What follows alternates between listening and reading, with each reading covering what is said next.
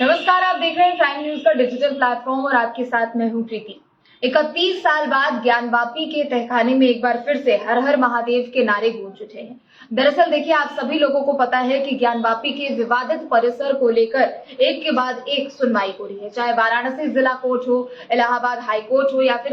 Allahabad high court के दूसरे bench में भी इस मामले को लेकर सुनवाई हो रही है और किसी किसी याचिकाओं को लेकर सुप्रीम कोर्ट की भी तरफ से अपने फैसले सुनाए जा चुके हैं। हालांकि बीते दिन जो फैसला सामने आया वो दरअसल ज्ञानवापी के व्यास जी तहखाने में पूजा पाठ की अनुमति को लेकर आया था। आपको बता दें कि हिंदू पक्ष की ओर से ज्ञानवापी में व्यास जी तहखाने में पूजा पाठ करने की अनुमति मांगी गई थी, जिससे लेकर एक याचिका दाखिल की गई थी। वो जो तहखाना है उसे एएसआई सर्वे के लिए साफ सफाई उसमें कराई गई थी, उसके बाद उसे सीज कर दिया गया था और जिलाधिकारी को उसकी पूरी जिम्मेदारी सौंप दी गई थी। लेकिन हिंदू पक्ष की ओर से जब याचिका इसमें दाखिल की गई तो हिंदू पक्ष की ओर से यह हवाला दिया गया कि 1993 में यहाँ पर पूजा होती थी, यानी साल 1993 तक इस परिसर में यहाँ पर पूजा पाठ की जाती थी। व्यास जी परिवार जो था दरअसल वो यहाँ पर पूजा पाठ करता था और इसे लेकर उन्होंने याचिका दाखिल की कि एक बार फिर से हमें यहाँ पर पूजा करने की अनुमति दे दी जाए।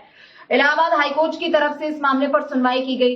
जिला अदालत की तरफ से भी इस मामले पर सुनवाई की गई और उसके बाद वाराणसी जिला कोर्ट ने इस मामले पर फैसला सुनाया और हिंदू पक्ष के लिए एक बड़ी जीत ये साबित हुई। क्योंकि हिंदू पक्ष की ओर से लगातार ज्ञानवापी में शिवलिंग होने की दावेदारी को लेकर यहाँ पर तमाम याचिकाएं दाखिल की जा रही है और हिंदू पक्ष की ओर से लगातार ये दावा किया जा रहा है कि जो आकृति वहां पर मौजूद है, जिसे दूसरे पक्ष की ओर से वजूखाना में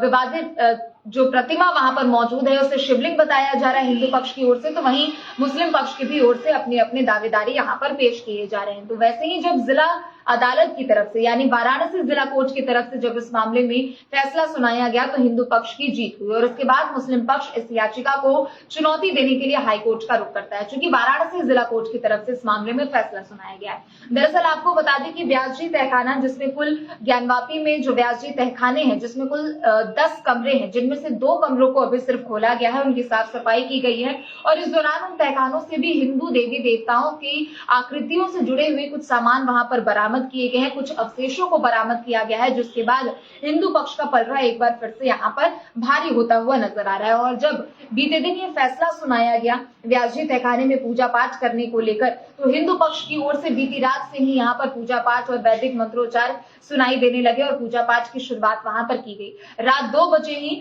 दरअसल ज्ञानवापी के जो विवादित परिसर के बाहर जो बैरिकेडिंग वहां पर लगाई गई थी उसे हटा दिया गया। हालांकि कोर्ट की तरफ से 1 हफ्ते का समय दिया गया था आदेश को पालन करने का, लेकिन कल रात ही हिंदू पक्ष की ओर से उस बैरिकेडिंग को हटा दिया गया। जो ज्ञानवापी मस्जिद का पोस्टर वहां पर लगा हुआ था उस पर हिंदू संगठनों की ओर से ज्ञानवापी मंदिर का पोस्टर लगा दिया गया और बीती रात से ही वहां पर मंत्रोच्चार सुनाई दे रहे। व्यास जी तहखाने में वहां पर पूजा पाठ की जा रही है। दरअसल जो व्यास जी है उनके ही पीढ़ी की ओर से, उनके ही परिवार वालों की ओर से ये पूजा पाठ की गई है और